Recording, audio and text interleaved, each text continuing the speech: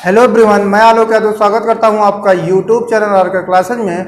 दोस्तों, हम लोगों ने अपने पिछले वीडियो में जो भू रासायनिक चक्र पढ़ रहे थे और उसमें देखा कि जो भू रसायन है उनका एक चक्रण ही, जीवों के माध्यम से उनका चक्रण ही क्या कहलाता है, जो भू रासायनिक चक्र। ठीक, मतलब कि अजैविक तत्वों का, अजैविक भू रसायन का जैविक तत्वों के माध्यम से ही जो चक्रण है कहलाता है क्या, जैव भू रासायनिक चक्र। जैव भू रासायनिक चक्रों के अंतर्गत हम लोग आज के इस वीडियो में हम अपने कार्बन चक्र की बात करेंगे। देखेंगे कैसे कार्बन वातावरण में मतलब कैसे कार्बन वातावरण में एक बार से वो दूसरी बार में, मतलब एक कार्बन जैसे कि पर्यावरण में या वातावरण में उपस्थित है, फिर वो पुनः कैसे उसका पूरा चक्रण चलता रहता है, और उसी को कहेंगे क्या हम लोग, कार्बन चक्र। अर्थात कार्बन एक स्थान से चला और दूसरी बार उसी स्थान पे यदि वो पहुंच गया तो ये पूरा का पूरा जो चक्रण चला, चक्र चला, इसी को कहेंगे क्या, चक्रण। तो कार्बन अर्थात अगर हम कार्बन की ले लें, कार्बन यहाँ से चला, कार्बन यहाँ से चला और पुनः यहीं पर पहुंच गया, तो ये क्या हो जाएगा, ये कार्बन चक्र हो जाएगा। तो देखते हैं पृथ्वी पर जो कार्बन डाइऑक्साइड जो गैस मौजूद है वो कैसे, किस प्रकार से वो चक्रण करती है और पुनः वातावरण में पहुंच जाती है। यदि हम बात करेंगे वातावरण में CO2, तो CO2 वातावरण में या पूरे प्रकृति में दो तरह से पाई जाएगी। या तो अपने वातावरण में कार्बन डाइऑक्साइड गैस के रूप में मौजूद होगी, या तो जल में घुलनशील होगी क्या, कार्बन डाइऑक्साइड गैस। ठीक, या तो जल में घुलनशील होगी या तो वातावरण में वो स्वतंत्र रूप से पाई जाएगी क्या, कार्बन डाइऑक्साइड। ठीक, यदि हम कार्बन डाइऑक्साइड की बात करेंगे तो जो ही हमारे पौधे होते हैं, ठीक ध्यान दीजिएगा, जो ये हमारे पौधे होते हैं, इसको हम एक रेखाचित्र के माध्यम से समझते हैं कार्बन चक्र को। चलो देखते हैं। जो ये हमारे पौधे होते हैं ये क्या करते हैं, प्रकाश संश्लेषण में, सूर्य के प्रकाश में, ठीक यहाँ पे सनलाइट आएगी तो सूर्य का जो प्रकाश होगा, ये मान लो सूर्य का प्रकाश है, इसकी उपस्थिति में ये करते हैं क्या, प्रकाश संश्लेषण। सूर्य की उपस्थिति में, सूर्य की ऊर्जा में ही ये करते हैं क्या, प्रकाश संश्लेषण। और प्रकाश संश्लेषण के द्वारा ही जो वातावरण में, ठीक, जो वातावरण में मौजूद हमारी CO2 गैस थी, ये क्या करेगी, जो ये हमारा वातावरण में जो CO2 गैस है ये ग्रहण करेगी कार्बन डाइऑक्साइड को। कौन, हमारे पेड़ पौधे। जो ये हमारे पेड़ पौधे हैं प्रकाश संश्लेषण के द्वारा क्या करेंगे, वातावरण में जो मौजूद है, ठीक, जो वातावरण में मौजूद कार्बन डाइऑक्साइड है उसको क्या करेंगे, ग्रहण करेंगे। अब पेड़ पौधे मुख्य रूप से तीन प्रकार से ये क्या हो सकते हैं, ये अपना चक्रण कर सकते हैं, किसका, कार्बन डाइऑक्साइड का। या तो पौधे जो हैं वो विघटित हो जाए सर्वप्रथम, या तो पौधे क्या हो जाए, विघटन हो जाए, या पौधों का वहीं पर ही उनको दीमक खा ले या कोई भी वस्तु खा ले, वो उनका क्या हो जाए, विघटन हो जाए। या दूसरी बात हो जाए कोई जानवर उसको खा लेगा, और या तीसरी बात होगी ये पेड़ पौधे क्या हो जाएं, दब जाएं और जीवाश्म ईंधन के रूप में बदल जाएं। ठीक, ये तीन घटनाएं पेड़ के साथ हो सकती हैं। या तो पेड़ विघटित हो जाए, या तो पेड़ जो है उसको कोई जानवर खा ले, या तो पेड़ क्या हो जाएगा, जीवाश्म ईंधन के रूप में बदल जाएगा। तीसरी से चौथी कोई भी घटना नहीं घटित हो सकती है, किसके साथ, पेड़ पौधों के साथ। ठीक, अब हम देखते हैं यदि वो विघटित होते हैं तो ये पूरा चक्र कैसे पूरा होगा। यदि मान लो पेड़ पौधे विघटित हो गए, ठीक, ये पेड़ पौधे थे हमारे, ये क्या हो गया, इनका विघटन हो गया। विघटन कौन करेगा, अपघटक करेंगे। तो ये जितने भी जैविक अपघटक थे ये क्या कर दिए, विघटित होकर ये फिर से क्या ले आए, विघटित करके इनको फिर से क्या ले आए, वातावरण में। ठीक, जब ये वातावरण में ले आए, या क्या हुआ, जो यहाँ पे जल था, जल में जो पौधे थे उनका क्या हुआ, विघटन हुआ। विघटन से जो जलीय अपघटक थे वो पुनः मिला दिए किसमें, या तो जल में मिला देंगे, फिर या तो वातावरण में मुक्त कर देंगे, क्या मुक्त कर देंगे, CO2 गैस। ठीक, तो इस तरीके से ये पूरा चक्र पूरा हो जाएगा कि कार्बन जो वायुमंडल में क्या रहेंगे, कार्बन डाइऑक्साइड, या जल में जो कार्बन डाइऑक्साइड गैस है वो प्रकाश संश्लेषण की क्रिया के द्वारा पेड़ पौधे, स्थल रूप पर पेड़ पौधे, और जल में क्या करेंगे, जो फाइटोप्लैंक्टन है वो ग्रहण करेंगे। फिर उसके बाद ये तो विघटित हो जाते हैं, विघटित होने के बाद पुनः जो उनमें उपस्थित कार्बन डाइऑक्साइड गैस थी वो पुनः वातावरण में या जल में पहुंच जाएगी। ठीक, इसी प्रकार यदि मान लो कोई जानवर इसको खा लिया, या कोई जानवर इसको खा लिया, यदि कोई जानवर खा लेगा, ठीक, पौधा है तो कोई जानवर खाया, तो इसमें जो उपस्थित कार्बन डाइऑक्साइड गैस थी वो आई जानवर के पास, तो जानवर में क्या हुआ, कार्बन डाइऑक्साइड गैस संचित हुआ।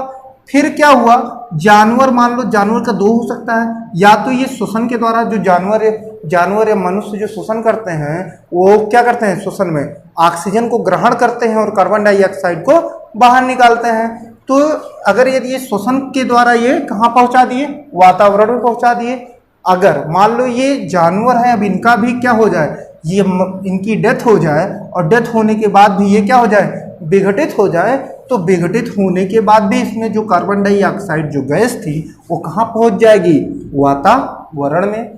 तो इस तरीके से यदि पेड़ पौधे विघटित हो जाएंगे तब भी ये जैविक अपघटन के द्वारा इनका होगा जैविक अपघटन, और इसमें पहुंच जाएंगे कहाँ पे, वातावरण में। जो कार्बन डाइऑक्साइड, इसमें मौजूद कार्बन डाइऑक्साइड गैस थी वो पहुंच जाएगी कहाँ, वातावरण में। उसी प्रकार यदि कोई जानवर इनको खा लेगा तो या तो जानवर क्या करेगा, या तो श्वसन करेगा, और या तो जानवर का भी हो जाएगा क्या, विघटन। यदि जानवर का विघटन होगा तो वही प्रक्रिया फिर से फॉलो होगी और पहुंच जाएगा क्या, वातावरण में कार्बन डाइऑक्साइड। यदि जानवर श्वसन करेगा तो श्वसन करने में क्या होगा, जब श्वसन करते हैं तो जानते हैं कि जो जीव जंतु होते हैं वो श्वसन में क्या करते हैं, कार्बन डाइऑक्साइड को बाहर निकालते हैं और ऑक्सीजन को अंदर लेते हैं।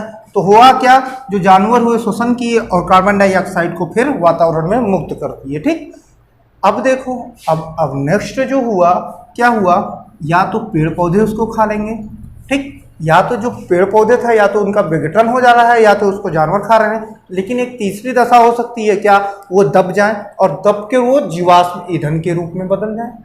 ठीक, यदि जीवाश्म ईंधन के रूप में बदल गए तो होगा क्या, जैसे मान लो जीवाश्म ईंधन के रूप में बदले, जैसे पेट्रोलियम, प्राकृतिक गैस या कोयले की बात करेंगे, तो उनका क्या करेंगे, जब उनको दहन करेंगे तो दहन करने पर क्या होता है, दहन करने पर होता है क्या, यदि हम इन सबको दहन करेंगे तो दहन करने पर क्या होगा, दहन करने पे होगा क्या, हमारा जो CO2 गैस है ये क्या होगा, मुक्त हो जाएगी, और ये CO2 गैस पुनः कहाँ पे आ जाएगी, वातावरण में आ जाएगी, वातावरण में पहुंच जाएगी। और इस तरीके से ये जो हमारे वातावरण में उपस्थित CO2 गैस था ये प्रकाश संश्लेषण के द्वारा पौधों तक पहुंचा, और पौधों के बाद ये जीवाश्म ईंधन के रूप में परिवर्तित हुआ, और जीवाश्म ईंधन जब इनका दहन किया गया तो ये पूरा कहाँ पे पहुंच गए, फिर वातावरण में। इस तरीके से जो कार्बन डाइऑक्साइड गैस की जो चक्रण है, जो ये चक्र है ये पूरा हो रहा है, इसी को क्या कहेंगे, कार्बन चक्र। ठीक, जो जैसे एक बार जहाँ पे कार्बन था वहीं पे फिर से कार्बन पहुंच जा रहा है, तो इसी को कहेंगे, अर्थात किसी एक स्थान से दूसरे उसी स्थान पर उसी तत्व का पहुंचना ही क्या कहलाया, हमारा चक्रण। तो जो कार्बन चक्र है, तो कार्बन चक्र एक स्थान से कार्बन चक्र चलकर वातावरण से चलकर प्रकाश संश्लेषण की मदद से पौधे में पहुंचा, फिर पौधे क्या हुए, जीवाश्म ईंधन के रूप में बदले, जीवाश्म ईंधनों का किया गया दहन, दहन के बाद आ गए फिर वातावरण में।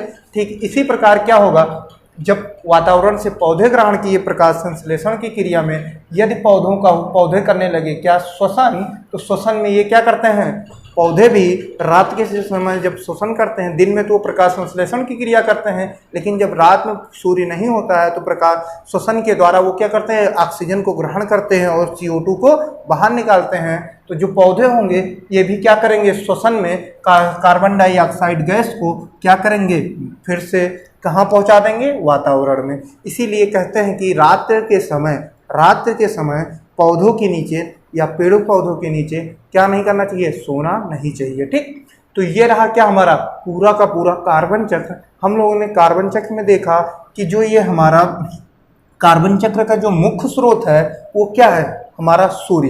कार्बन चक्र का मुख्य स्रोत क्या है, सूर्य, क्योंकि सूर्य के ही अगर पूछा जाएगा पूरे कार्बन चक्र में जो मुख्य स्रोत है वो क्या है, तो हम कहेंगे सूर्य। ठीक, जैसे कि हम देख रहे हैं जो ये पर्यावरण में CO2 गैस मौजूद है या जल में जो CO2 घुलनशील है वो क्या कर रही है, प्रकाश संश्लेषण के माध्यम से, सूर्य के प्रकाश में प्रकाश संश्लेषण के माध्यम से ही कहाँ पहुंच रही है, पौधों पर। और पौधों के पहुंचने के बाद ही इसका क्या हो रहा है, पूरा का पूरा चक्रण हो रहा है। अर्थात यदि सूर्य न हो तो इसका क्या, कार्बन डाइऑक्साइड जो गैस है इसका क्या नहीं हो पाएगा, चक्रण नहीं हो पाएगा।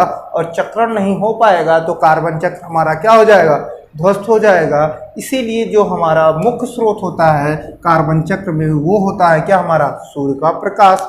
तो क्वेश्चन पूछ लिया जाएगा कि कार्बन चक्र में मुख्य स्रोत कौन सा है, हम लोग कहेंगे क्या, सूर्य का प्रकाश। यदि मान लो सूर्य का प्रकाश हो, प्रकाश संश्लेषण की क्रिया हो, अब पौधे ही ना रहें तो पौधों का भी होना जरूरी है। तो मुख्य रूप से दो चीज़ हमें पता चली, जो प्रकाश संश्लेषण है सूर्य के प्रकाश में, और दूसरी बात जो ये उत्पादक हैं जो हमारे पेड़ पौधे हैं ये भी कार्बन चक्र में मुख्य योगदान देते हैं। तो ये रहा क्या, हमारा कार्बन चक्र। ठीक, तो इस आशा करते हैं जो है हमारा कार्बन चक्र है ये आपको समझ में आया होगा अच्छी तरीके से। जितने भी डाउट्स रहे होंगे कार्बन चक्र किस प्रकार से पूरा होता है वातावरण में, या किस प्रकार से जो कार्बन डाइऑक्साइड गैस है वो पौधों तक पहुंचती है, पौधों में घटित होने वाली घटनाओं के कारण फिर वो पुनः वातावरण में पहुंचती है। यहाँ से आपको जितने भी डाउट्स होंगे वो क्लियर हो गए होंगे। मिलते हैं अपने नेक्स्ट वीडियो में जल चक्र के साथ, तब तक के लिए थैंक यू।